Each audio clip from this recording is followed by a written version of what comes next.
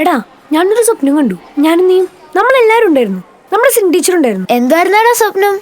എടാ ഒരുപാട് റൈഡുള്ള ഒരു അടിപൊളി പാർക്ക്. ഞാൻ ഓടിപ്പോയി പപ്പട്ടവറിൽ കയറാൻ നിൽക്കുമ്പോ നീ പിന്നെന്ന് പറഞ്ഞു, എടാ ആദ്യം നമുക്ക് ക്ലൈമറ്റ് കയറാം എന്നല്ലേ ഞാൻ പറഞ്ഞേ? ഇതെങ്ങനെ നിനക്ക് മനസ്സിലായി? നീയല്ലടാ പറഞ്ഞേ, ഞാനൊന്നില്ല സ്വപ്നത്തിലുണ്ടായിരുന്നെന്ന്. അത് കഴിഞ്ഞിട്ട് നമ്മൾ 3 പേരും കൂടി സ്ലൈഡിംഗ് കേബിൾ കയറിയില്ലേ?